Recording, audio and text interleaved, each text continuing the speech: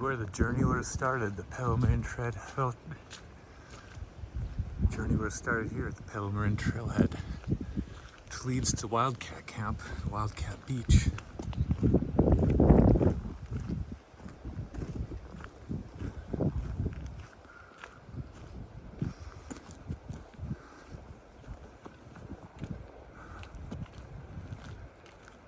So we're on the hunt to solve a mystery of what happened to a swimmer in October who was disappeared out here at Point Reyes in the Philip Burton Wilderness, swimming with two friends when a giant shark allegedly came and ate him whole, nothing left.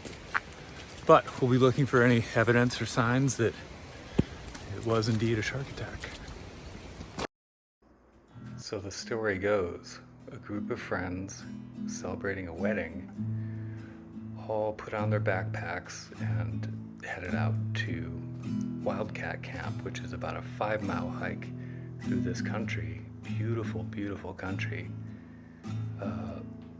back to this campsite where they would camp and have a good time and celebrate their friend's wedding.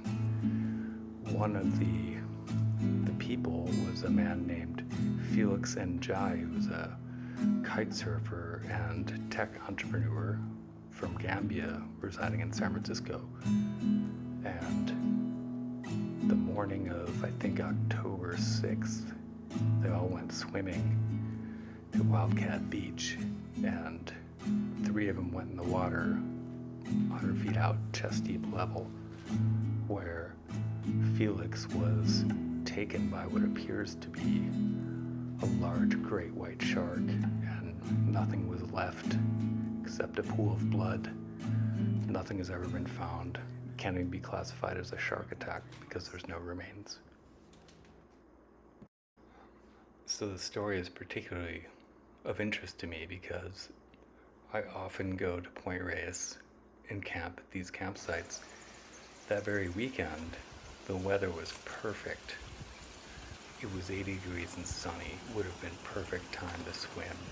In fact, had I been at Wildcat Camp, I probably would have jumped in the water.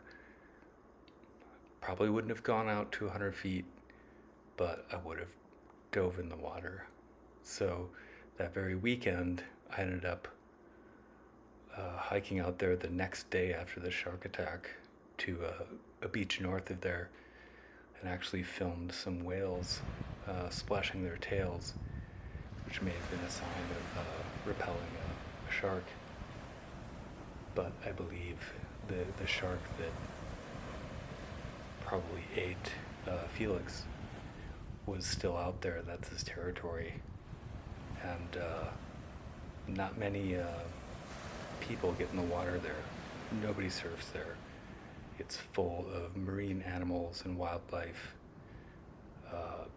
seals and elephant seals nest and have their babies there. So it's a major place for great whites to feed. It's also very close to the Farallon Islands.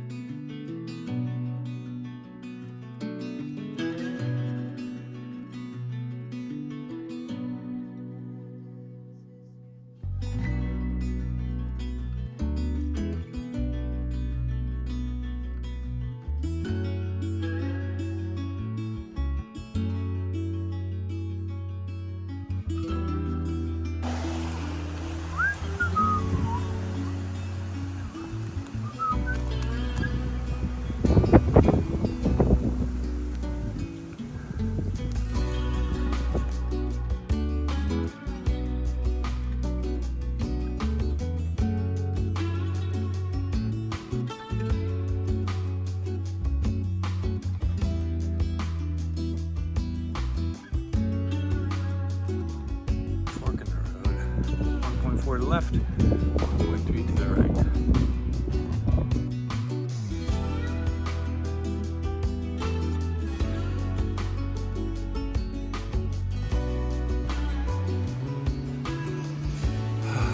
Happy, free, light. Yes. Yes, indeed.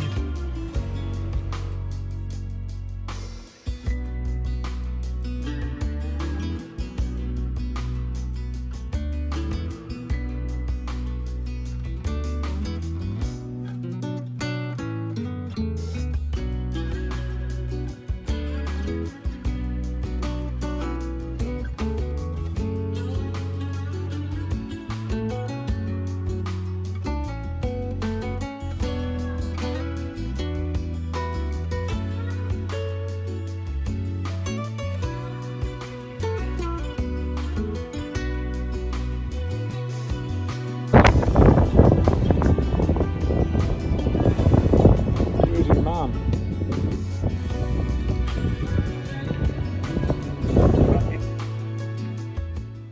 The trail getting to Wildcat Camp is absolutely spectacular. It's 5 miles of vistas and bliss, and the day I went was full of rainbows and wildcats and herds of elk.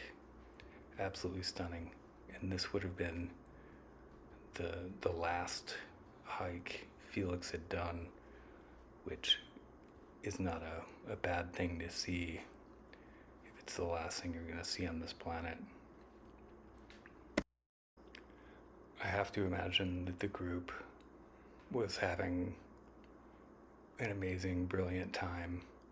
Lots of laughter and enjoyment in this beautiful setting. It would have been pure magic. In October in Point Reyes, you get basically summer weather, and it is a sight to see.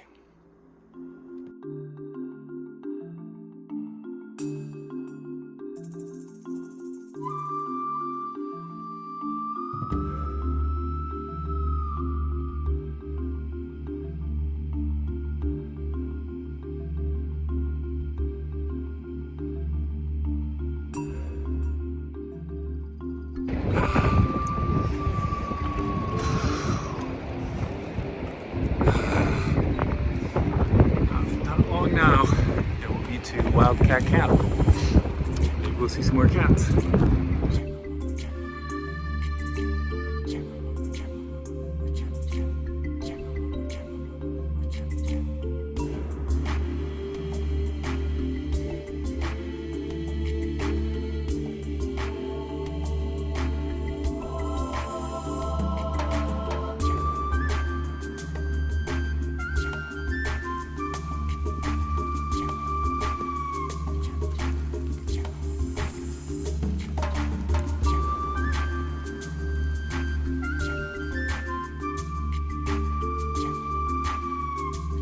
Down there is Wildcat Camp. There appears to be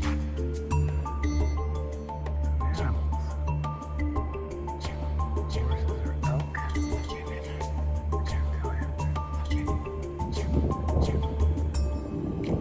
Horses.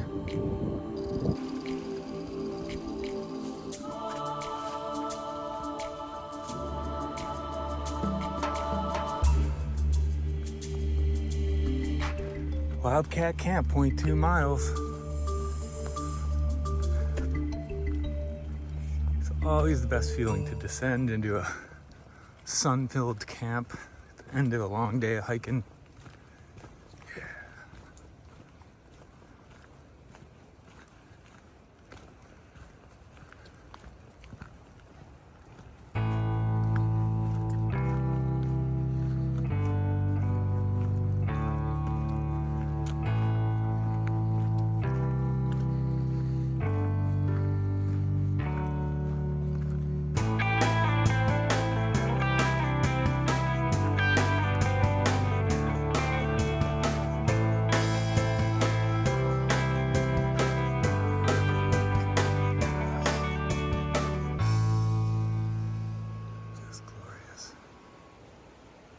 Absolutely glorious.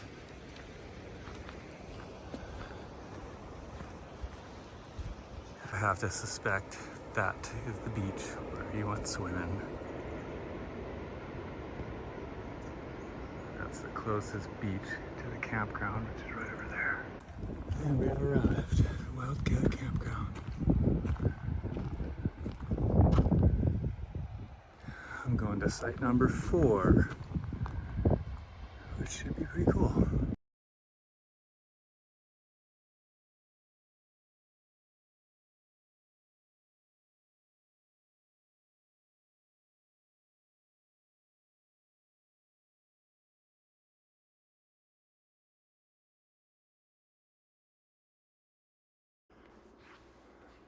I'm headed down to the beach at Wildcat Camp.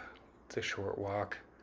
We've got to cross a creek, and I believe this would have been the beach that they went swimming at 10:30 a.m. on the morning when Felix disappeared out here. In October, on that day, it would have been 80 degrees, clear waters, not much surf, and very inviting right out here. And I believe they all went in there and probably having a good time. Maybe they made some noise splashing, and that can attract predators. And this is where Felix disappeared, right out there. This area of the beach has no areas that can attract flotsam or anything, so nothing would have washed up for miles around here. It's just cliffs and shore. Now it's time for the chunky soup. A little bit of red wine.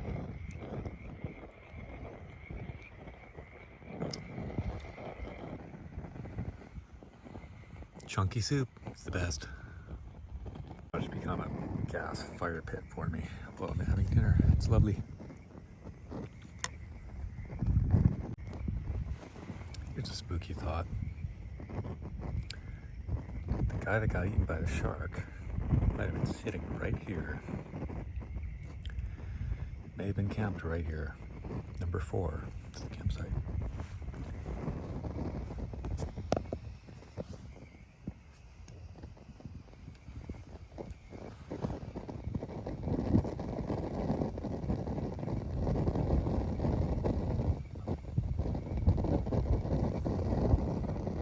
Some eyes over there looking back at me. I wonder what they are. What are you?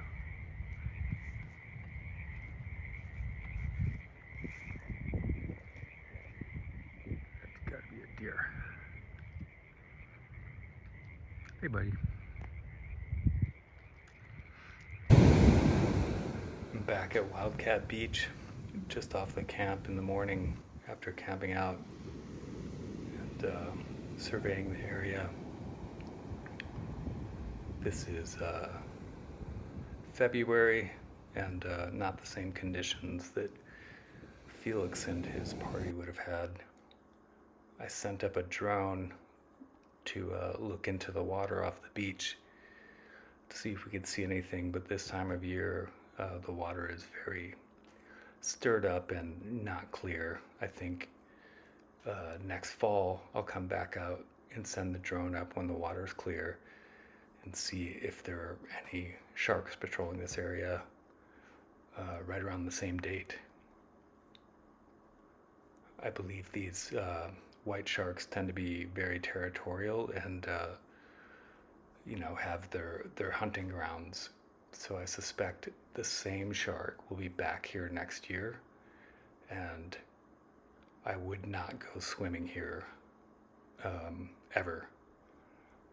In fact, I read some comments on some of the original articles about this incident, and one of them was from a fisherman that fishes this coast often, and he said, I would never get in the water on that coast. It is extremely sharky. We see them all the time. Big great white sharks, 15 feet and bigger. And that's their domain. And I think if you're swimming out there, they're not used to surfers in this area like they would be south of here in Bolinas. People don't get in the water here. Sea mammals do. And I think that's probably what the shark thought Felix was, and took a bite into him, and there was no wetsuit, and probably tasted all right, and decided to just eat him whole. That's what I think happened.